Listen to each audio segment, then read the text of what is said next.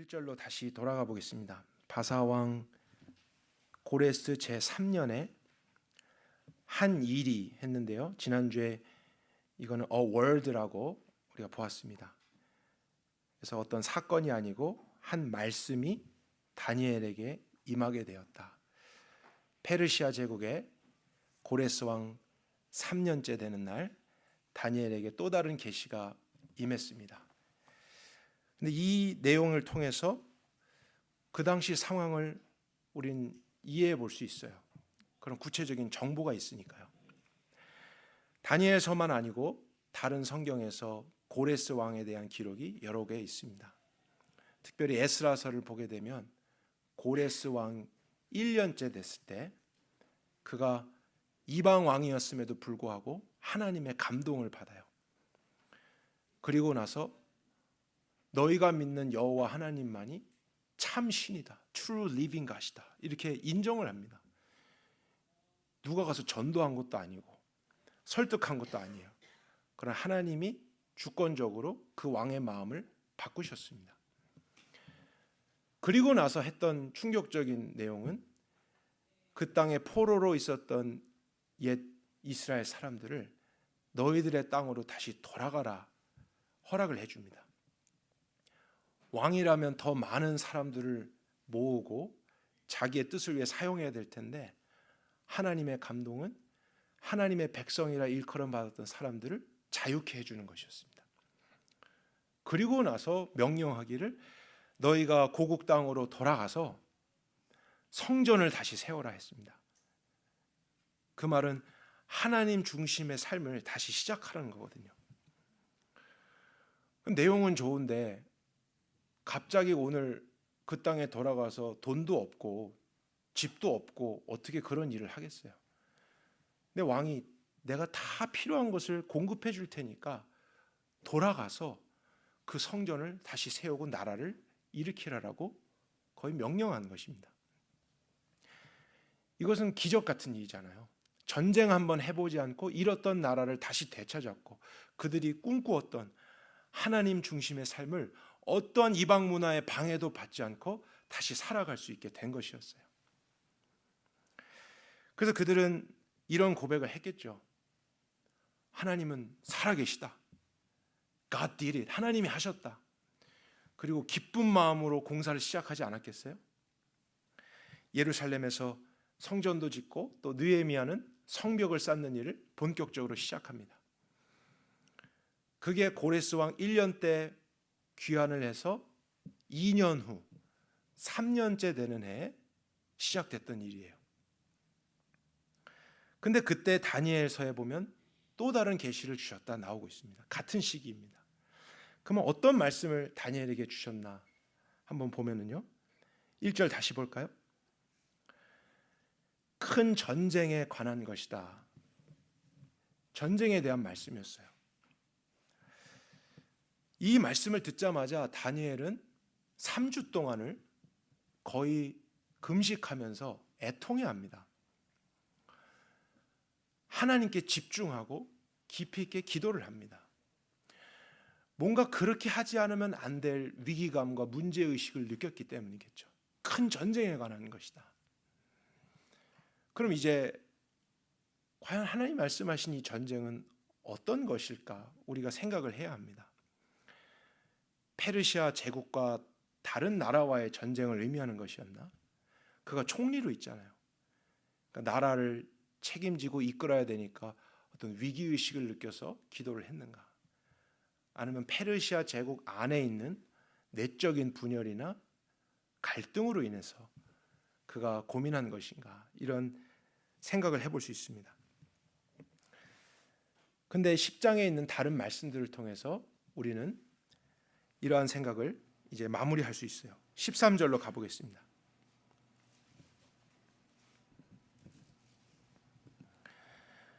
그런데 바사 왕국의 군주가 21일 동안 나를 막았으므로 내가 거기 바사 왕국의 왕들과 함께 머물러 있더니 가장 높은 군주 중 하나인 미가엘이 와서 나를 도와주었다.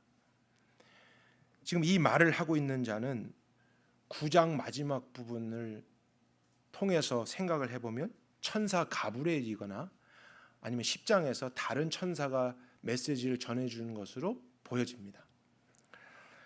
근데 천사장 미가엘이 바사 왕국의 군주와 내가 전쟁을 하고 있는데 도와주었다라고 이야기해요. 이 내용이 좀 복잡해 보입니다. 도대체 이게 무슨 상황인가? 왜 바사 왕 군주 하면은 왕이란 뜻인데, 그러면 그 당시 페르시아 왕 고레스를 의미하잖아요. 고레스하고 천사하고 싸웠다는 것인가? 근데 20절로 가보면 우리가 더 결정적인 힌트를 얻게 됩니다. 그가 이르되 내가 어찌하여 내게 왔는지 내가 아느냐? 이제 나는 돌아갈 것인데 바사 궁주와 다시 싸울 것이다. 그리고 나간 후에는 헬라의 왕이 이를 것이다 합니다. 오직 내가 먼저 진리의 글에 기록된 것으로 내게 보이리라. 나를 도와서 그들을 대항할 자는 너의 군주 누구라고요? 또 천사장 미가엘을 언급해요. 바사왕과 다른 전쟁이 또 있을 것이다. 또 헬라 제국은 아직 세워지기도 전 일입니다. 근데 헬라 왕이 또 나타날 것이다. 싸울 것이다. 예언적인 말도 합니다. 그리고 미가엘 천사장이 전쟁을 또 도와줄 것이다. 이런 내용을 저희가 본문 안에서 발견하게 되기 때문에 우리는 문맥상 하나님이 다니엘에게 말씀하신 전쟁은 일반적인 전쟁이 아니라는 결론을 얻게 됩니다. 세상에서 말하는 나라와 나라들 간에 사람들끼리 싸우는 전쟁이 아니라 천사들이 참여하는 영적인 전쟁이라는 사실이에요. 페르시아 왕 고레스는 그 당시 전쟁을 하고 있지 않았고 또 이스라엘 백성을 돕고 있었잖아요. 그러니까 천사들과 전쟁할 이런 상황도 아닙니다. 그렇게 볼 때 바사왕, 헬라왕 전쟁할 것이다. 이런 내용은 인간의 왕을 의미하는 게 아니라 그 모든 시대 나라들의 왕처럼 지배하고 다스리는 사단이나 악한 권세, 그를 의미하는 것으로 우리가 볼 수밖에 없습니다. 성경은 이미 그가 세상의 권세 잡은 자라고 표현했기 때문이에요. 그래서 하나님은 고레스 왕 3년째 되는 해에 눈에 보이진 않지만 치열한 영적인 전쟁이 있을 것을 다니엘에게 알려주셨어요. 그리고 다니엘은 그것을 이해하게 됐고 그 순간부터 21일을 거의 먹지도 않고 깊이 있게 기도할 수밖에 없는 상황이었던 것입니다. 그럼 이제 이 사건의 다른 퍼즐을 맞추기 위해서 에스라서를 우린 또 연결해 볼 것입니다. 일단은 다시 한번 여러분들이 이 이야기를 정리해 보셨으면 좋겠어요. 고레스 왕 1년째에 이스라엘 백성이 풀려났고 그들은 왕의 도움을 받아서 이제 기뻐하며 성전 건축을 시작하게 되잖아요. 그게 돌아간 지 2년 후 고레스 왕 3년째에 일어난 일입니다. 기쁨이 충만하고 막 감사가 넘치고 그러잖아요. 그리고 그들이 이런 고백을 서로 하지 않았을까요? 우리 이제 하나님을 정말 잘 섬기자. 이렇게까지 기적을 일으키셨고 우리에게 다시 한번 기회를 주셨고 나라를 일으키셨는데 성전 짓고 말씀을 지키고 하나님 중심의 삶을 조상들처럼 하지 말고 우리 잘해봅시다. 거룩해져 봅시다. 그런 결단하지 않았겠어요? 감격적이잖아요. 지금 믿을 수 없는 일을 경험한 후잖아요. 근데 모든 것이 이렇게 순조롭게 되어갈 바로 그때쯤에 뜻하지 않은 예상치 못한 어려움을 만나게 돼요. 에스라서 4장인데 화면에 나올 겁니다. 우리 4장 1절부터 4절까지를 같이 한번 읽어보겠습니다. 사로잡혔던 자들의 자손이 이스라엘의 하나님 여호와의 성전을 건축한다 함을 유다와 베냐민의 대적이 듣고 스룹바벨과 족장들에게 나와 이르되 우리도 너희와 함께 건축하게 하라. 우리도 너희같이 너희 하나님을 찾노라. 아수르 왕 에살 핫돈이 우리를 이리고 오게 한 날부터 우리가 하나님께 제사를 드리려 하나니 스룹바벨과 예수아와 기타 이스라엘 족장들이 이르되 우리 하나님의 성전을 건축하는데 너희는 우리와 상관이 없느니라. 바사왕 고레스가 우리에게 명령하신 대로 우리가 이스라엘의 하나님 여호와를 위하여 홀로 건축하리라 하였더니 이로부터 그 땅 백성이 유다 백성의 손을 약하게 하여 그 건축을 방해하되. 4장 24절도 읽겠습니다. 이에 예루살렘에서 하나님의 성전 공사가 바사왕 다리오 제2년까지 중단되니라. 마지막에 나오는 바사왕 다리오는 다니엘을 사자굴 속에 던졌던 다리오 왕이 아닙니다. 그는 메대 왕 다리오고 고레스 이후에 세워질 또 다른 왕입니다.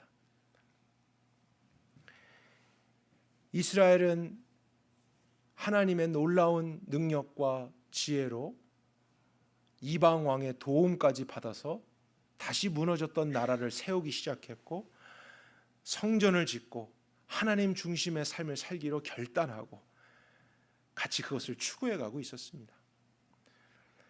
그런데 그 일이 시작되자마자 참 기가 막히죠. 그 하나님의 큰 은혜와 구원의 감격을 이제 맛본 직후에 어디서 나타났는지 대적들이 나타나요.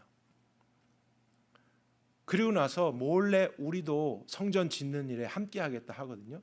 그러나 영적인 리더들은 그들이 자격이 없다라고 판단했어요. 또 그들과 함께 할 때 분명히 분란이 일어날 것을 직감했어요. 그래서 너희들 없이 우리끼리 그냥 하는 것이다. 근데 포기했나요? 포기하지 않았나요?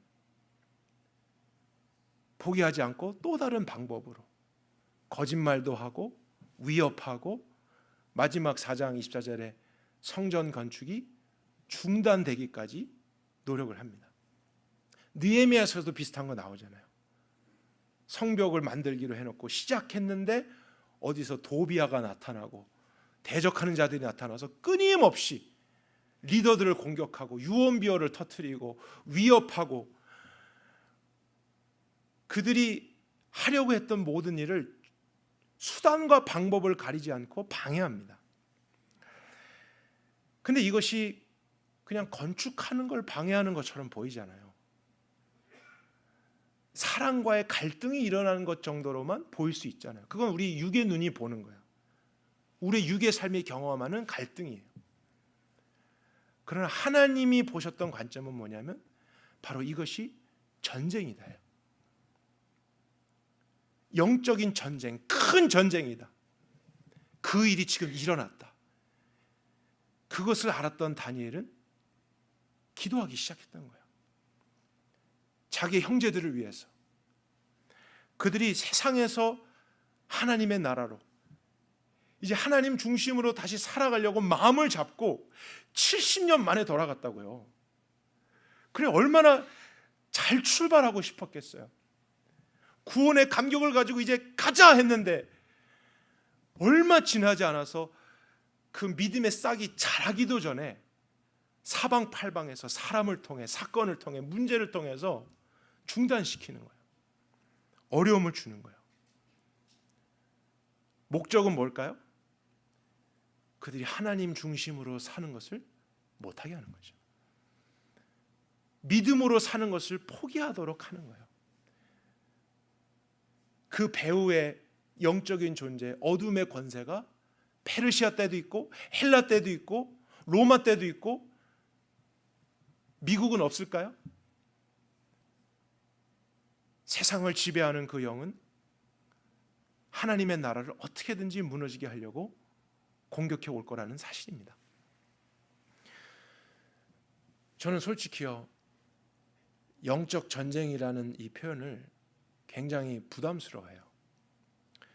굉장히 조심스러워요. 여러분들이 제가 그런 말 쓰는 거 많이 못 들어보셨죠? 왜 그런지 아세요?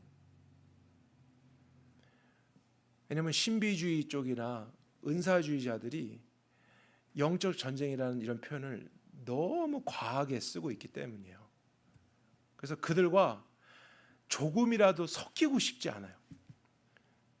그들의 가르치는 어떤 내용에 조금이라도 영향받고 싶지 않고 우리 교회가 그렇게 되지 않기를 원해서 저는 굉장히 조심합니다. 근데 보게 되면은 기독교 이단들이 중요한 단어들을 많이 가져갔어요. 구원이란 단어도 얼마나 중요해요. 근데 구원파가 생기고요. 그 다음에 Kingdom of God, 이거 맞는 말이잖아요. 우리 교회 거의 핵심이잖아요. 근데 킹덤을 원래대로 번역을 해보면 왕국이 맞아요. 킹이잖아요. 킹덤, 왕이 다스리는 나라예요. 근데 왕국 회관이 생기는 거예요. 복음, 기쁜 소식 얼마나 좋아요. 중요한 거잖아요. 근데 기쁜 소식 선교회.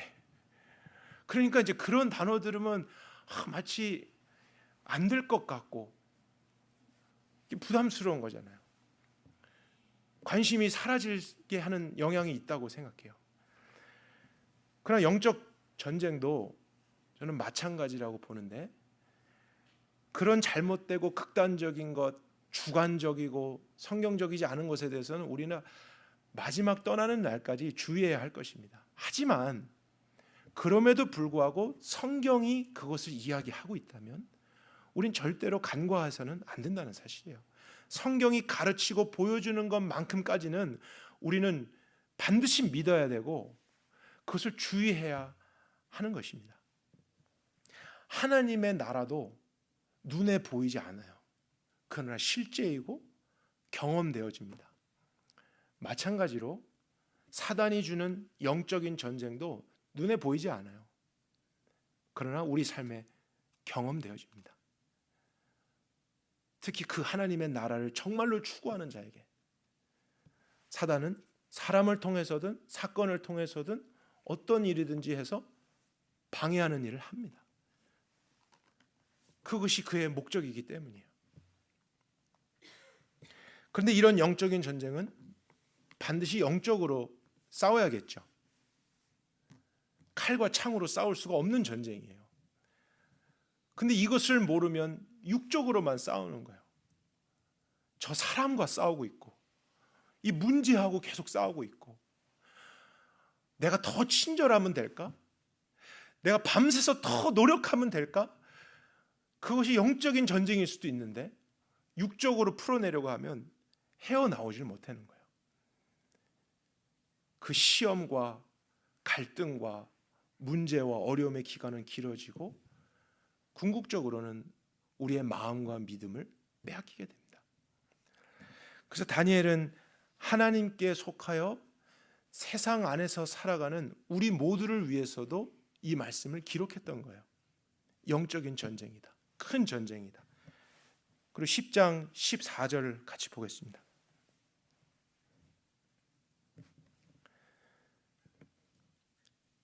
10장 14절 같이 읽을까요?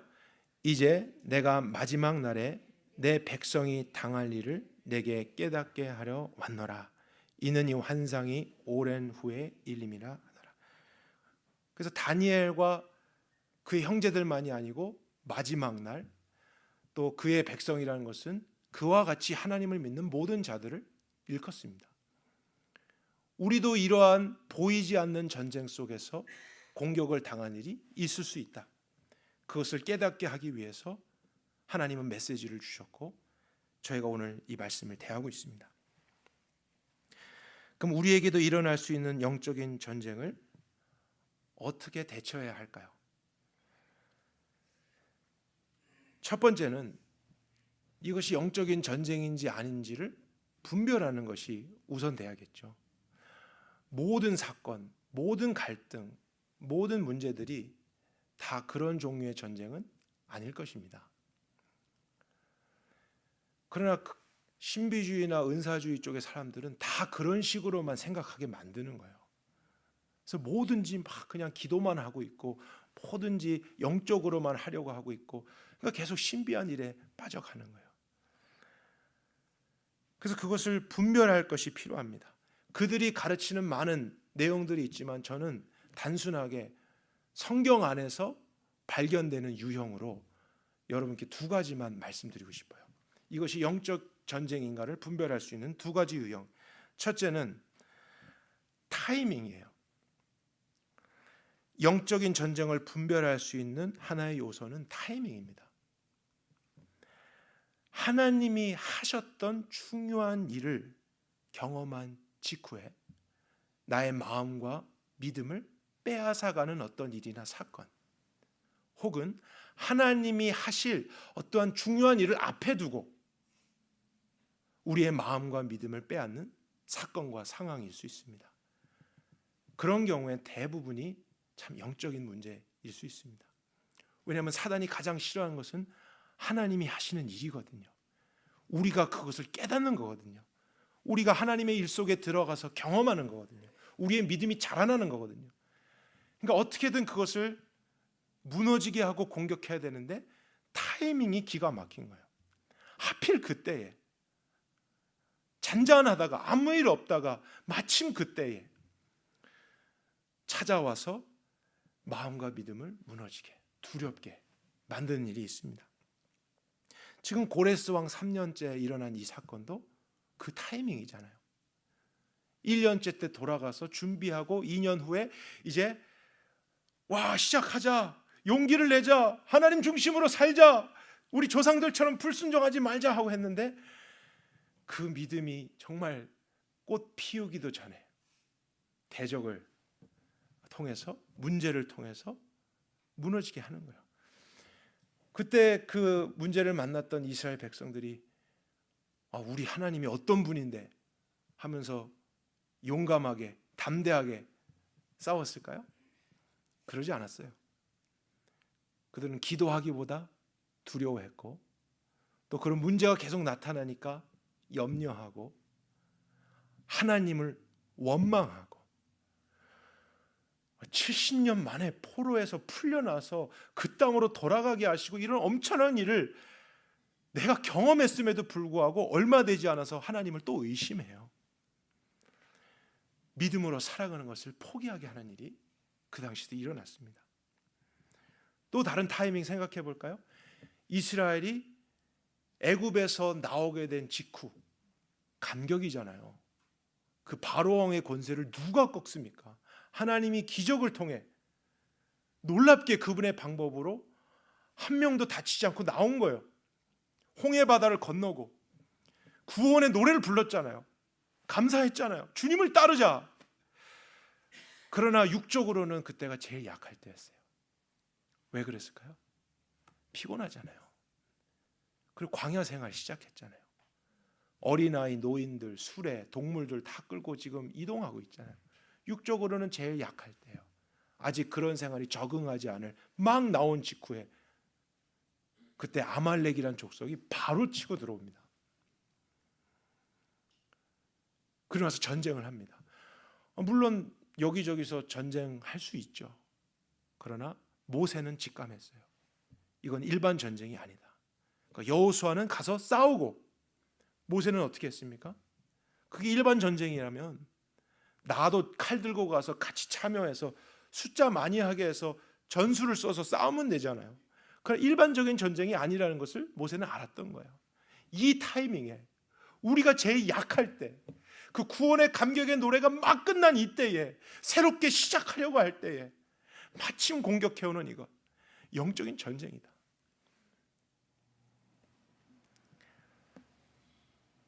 여러분의 삶에도 그러한 타이밍을 생각해 보시길 바라요.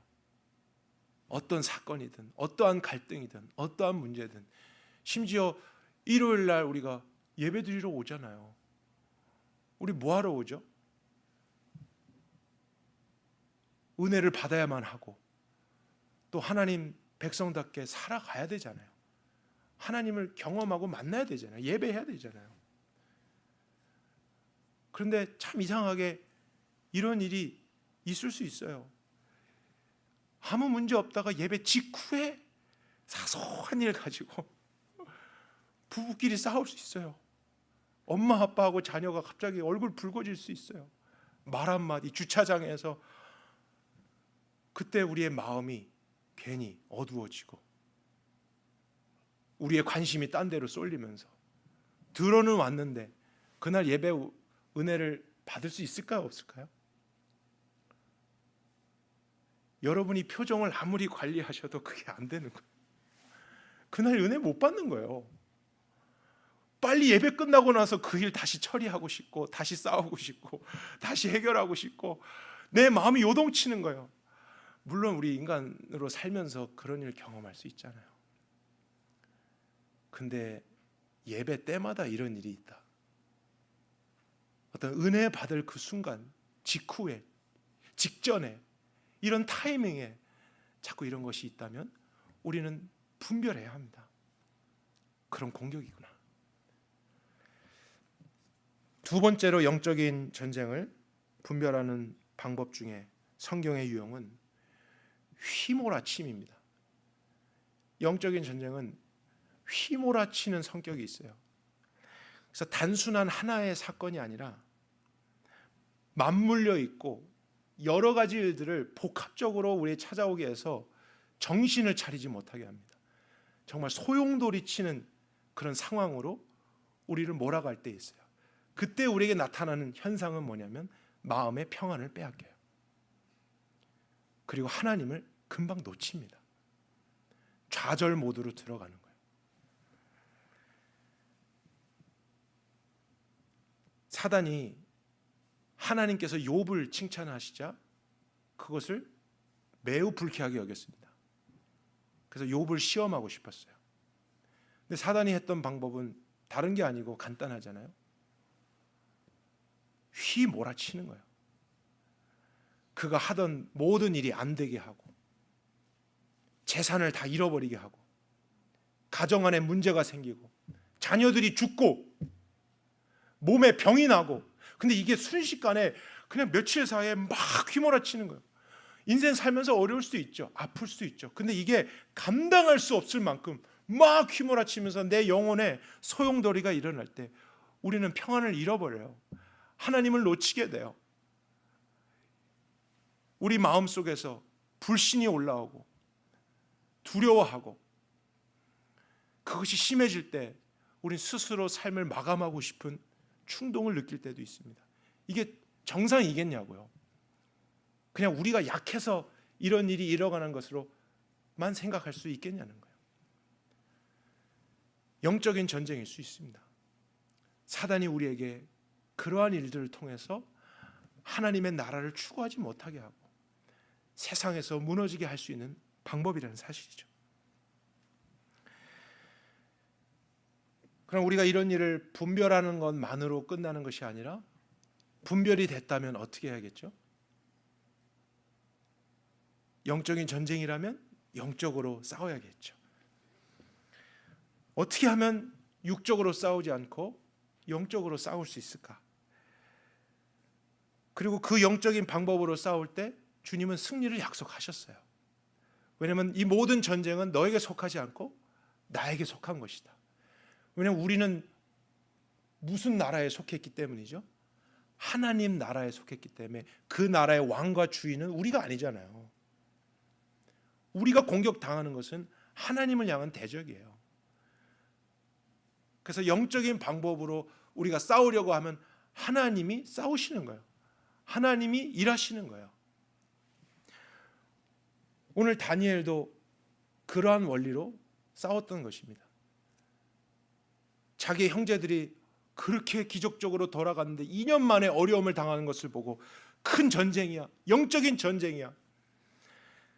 그 다급한 소식을 들었을 때 육적으로 싸운다면 이렇게 싸우는 거죠. 다니엘이 나 페르시아 총리인데 지금 방해하는 사람들이 있어. 내가 군대를 동원해서 도와줘야지. 그 예루살렘까지 페르시아에서 갈 수 있는 거예요.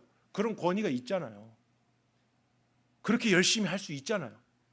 그러나 다니엘은 분별했다니까요. 이 타이밍, 하필 이때 그들의 믿음이 아직 굳건하게 서기 전에 갑자기 일어난 휘몰아치는 이런 일들, 그가 직접 가는 것이 아니라 기도해야겠다.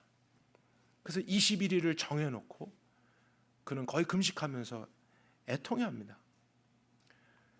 그리고 에스라서 느헤미야서 보면은 여러 사건과 상황이 또 생기면서 문제가 해결되고 대적은 떠나가고 승리하고 성전이 완성되는 일이 있어요. 그러면 그 사람들이 잘했기 때문일까요? 물론 열심히 한 것도 있지만 분명히 뒤에서 영적인 싸움을 싸웠던 다니엘이나 그런 사람들이 있었기 때문에 그들은 승리할 수 있었다는 사실입니다.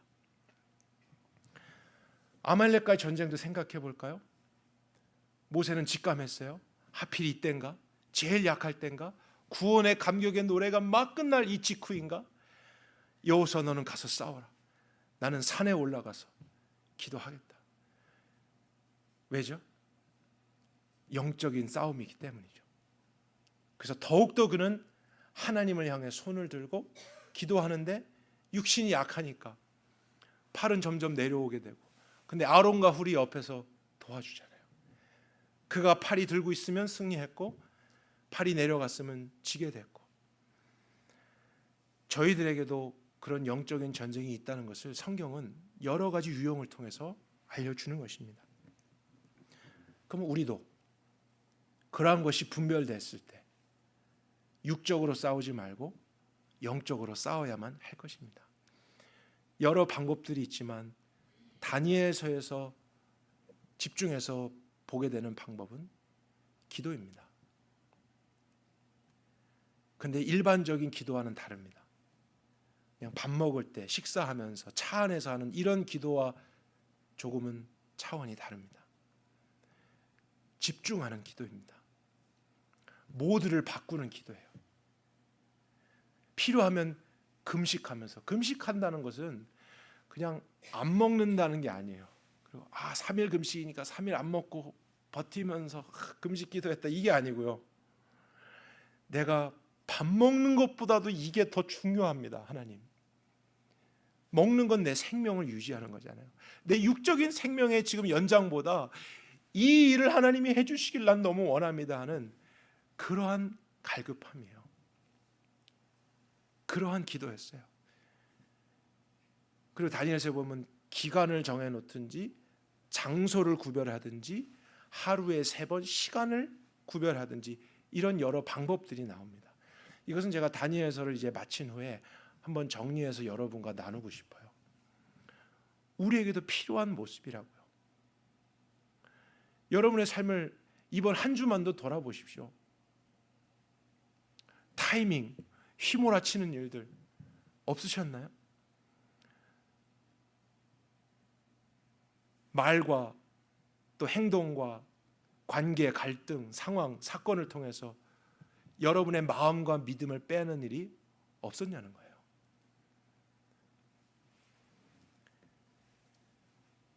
그것을 분별하며 기도의 자리로 나아가실 수 있길 바라요. 그래야 우리는 벗어날 수 있어요. 왜냐하면 사단이 아무리 강해도 하나님보다 강할 수는 없기 때문이에요. 그것을 분별해서 영적으로 하나님만을 더 의지하고 집중하고 그분이 가르쳐 주신 방법을 하려고 하면은 사단은 우리를 빼앗아 갈 수 없어요. 그러나 그런 문제 때문에 하나님 떠나서 내가 더 열심히, 내가 더 친절하고, 내가 더 나의 방법으로, 경험으로 뭔가를 하려고 하면은 결국에는 하나님 없는 곳에서 나는 번아웃되고 시험 들어있고 미움과 증오, 불신 속에 어느샌가 세상이 되어 있는 거예요.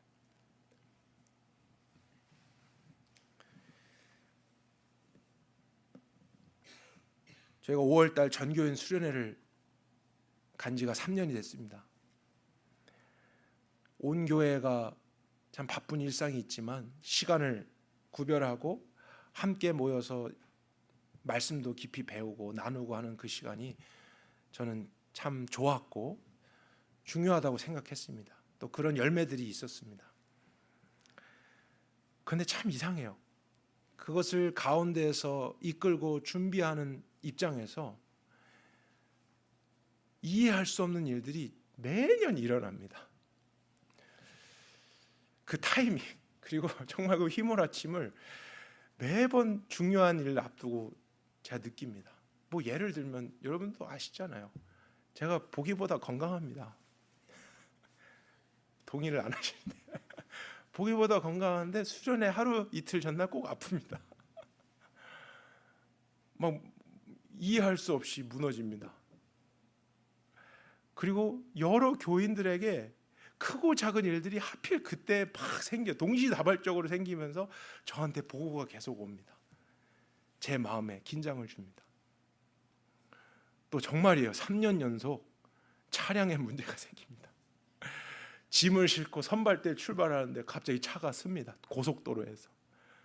3년 전에 진짜 위험했습니다.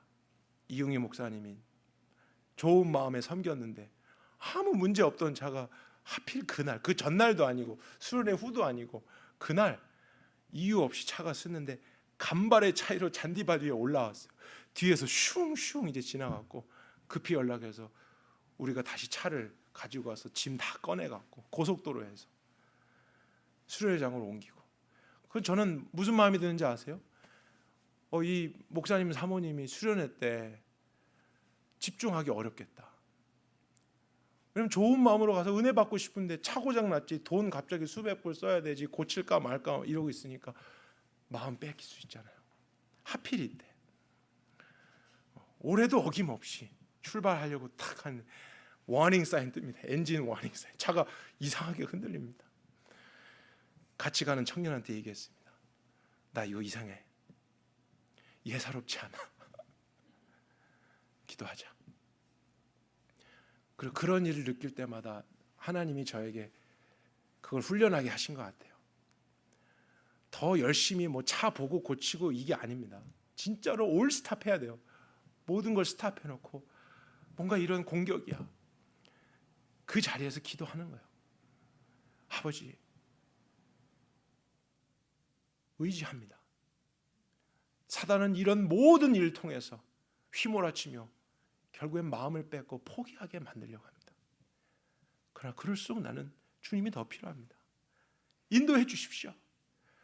간절하게 평소와 다른 모드로 기도가 막 나오면서 참 신기하게 동시에 어떤 힘이 생기냐면요, 이것이 정말 사단의 공격이라면 제 안에 이런 웃음이 나왔어요. 사단아, 너는 졌어.